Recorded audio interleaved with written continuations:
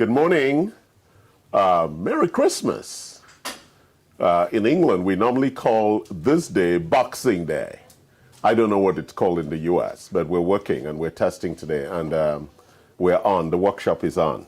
And so today what I'm going to do is walk through a summary of the core micronutrients. What are micronutrients, right? Let's educate ourselves. Macronutrients are 4 or 5 things. They're carbohydrates, proteins, fats, fiber, and water. They're macronutrients. The body takes them and breaks them down to the components that are required. Micronutrients are nutrients that already come broken down. And even though they're micro, the body needs to still break them down. And typically, they are in 2 or 3 groups, but I'll talk only about 2 groups today. They're vitamins and they're minerals. And so we're going to talk about that. Micronutrients are vitamins and minerals. Typically, if you have a very good diet, a very rich and good diet, you would have all your macro and micronutrients represented. But unfortunately, our diets do not contain what is required in what we call the optimal amounts for micronutrients. And micronutrients are critical for our biochemistry. And today we're going to focus on the micronutrients that are really necessary for a robust immune system. What is a robust immune system? As I have in past lectures discussed this, an immune system that has physiological resilience and metabolic reserve. That means that the immune system is physiologically capable of defending the body for any onslaught or attacks that come, and has all the immunization and readiness without a distraction for that onslaught. That is what we call physiological resilience. If the battle is sustained, for example, if you are in a COVID environment and COVID is just coming into your body from whatever direction, you need a sustained resilience fight against that attack. And that's where the metabolic reserve is necessary, because in the process of fighting bacteria and viruses, the lymphocytes, so the macrophages, which are all T cells and things, will die in the process. And therefore we need to make more of them. And we need to sustain them, and they need to be fighting at full force. For that, you need the micronutrients that sustain optimal immune function. I hope we're very clear. Now we're going to walk through what are these micronutrients that are required for optimal immune function. We're going to start with vitamin C. Vitamin C. We have an amazing one. And I've attached the notes on our Facebook and on our YouTube Live. High doses, right? A lot of people say you cannot take high doses of vitamin C, but it is recommended. And the only side effect is that you might have some soft stools, but high doses of vitamin C is really critical at a time like this, because it really has really strong antioxidant properties that protects the cells, the immune cells that will be fighting from oxidative stress. What is oxidative stress? It's the accumulation of the waste products of energy production. So the mitochondria of these leukocytes, right, or lymphocytes, which are the cells that are fighting, require them to be strong. And vitamin C, as in its antioxidant, supports that. And it's really, really at a very, that's why it is number 1. Vitamin C, number 1. You must take that daily. I just took I just took 2 of this, and the 2 of them gives me more than 2,000 units, 4,000 IU of vitamin C.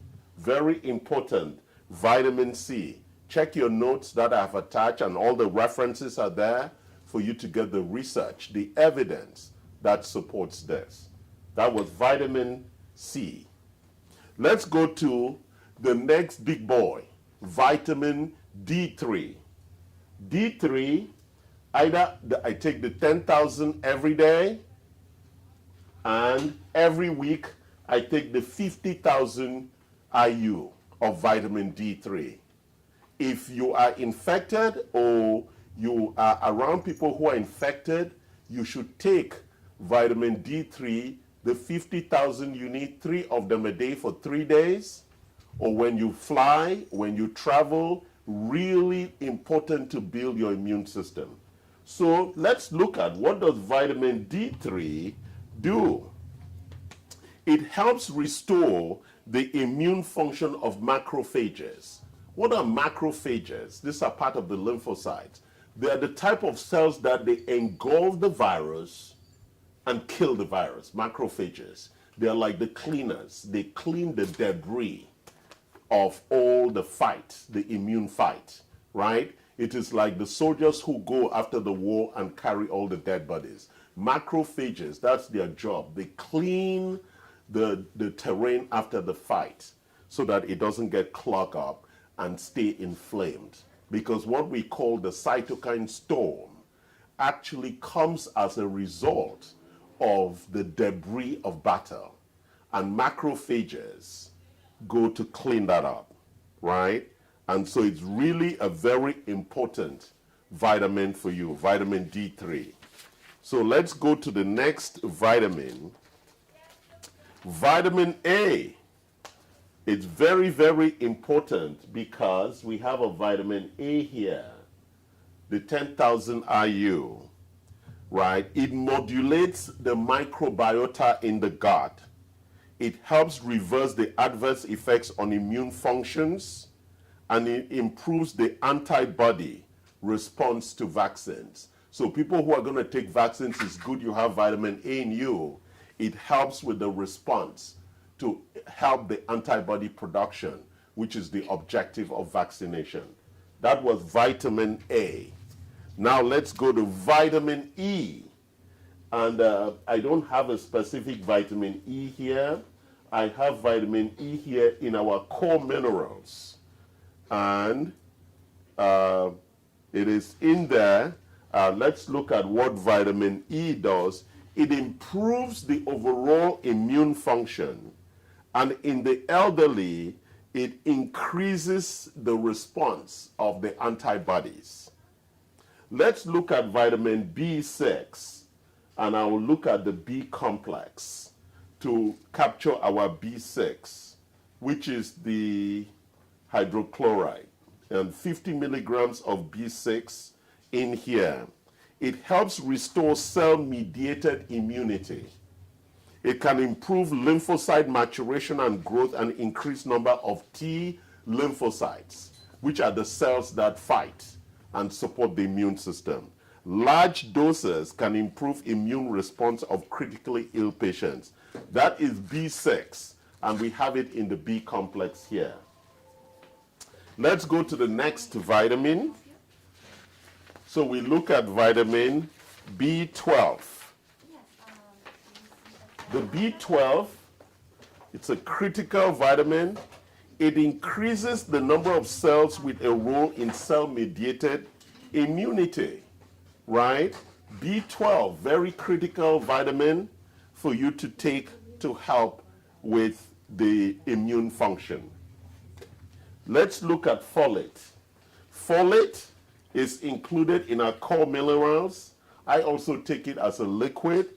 It increases the innate immunity in older people because we lose folate.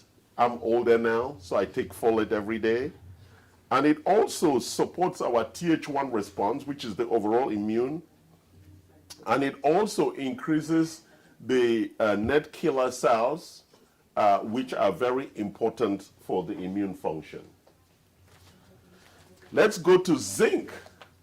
Now we're talking about the minerals. That was the end of the vitamins. Now we go to the minerals. We have here reacted zinc. It has big beneficial effects in intestinal immune functions.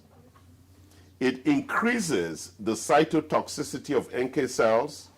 It restores thymulin activity, increases the number of cytotoxic T cells, and it reduces the number of activated T helper cells, which can contribute to autoimmunity. So it's very, very important contribution that zinc has to the immune system. The next mineral is iron. And iron comes into our core minerals as part of its support in improves intracellular microbial killing and cellular immunity. Then we go to copper. Copper is also in our core minerals. It increases the ability of neutrophils to engulf pathogens, right? I was telling you about the macrophages and the neutrophils. These are all the different cells that the immune system uses to fight pathogens. What are pathogens? They're bacteria or viruses. So it's very, very important in our immune response. Let's talk about the next set of metals, selenium. Selenium improves cell-mediated immunity. It improves T helper cell counts and enhances immune response to viruses in deficient individuals. That's why for all our patients who are coming for testing, we recommend a basic set of zinc, selenium, vitamin C, and vitamin D as a critical base requirement, because this is a very, very important update for deficient individuals. It helps in the response. Magnesium, which we capture, magnesium, I take the magnesium, reduces what we call oxidative damage to the DNA. I take magnesium every evening of peripheral blood lymphocytes, right? It reduces leukocyte activation, and it also increases our lymphocyte counts when we exercise so that we have increased protection. So I'll just walk through this again so that we have real clarity around it. What are the vitamins again? The vitamin C, vitamin D, vitamin A, vitamin E, vitamin B6, vitamin B12, folate, zinc, copper, magnesium, iron, selenium. All these micronutrients critical for building physiological resilience and metabolic reserve. So to stay safe as we wait for the vaccinations, ensure that you are taking your daily micronutrient requirements at the optimal levels for the protection that you need at this time. Thank you for joining us. Love us, like us, and we'll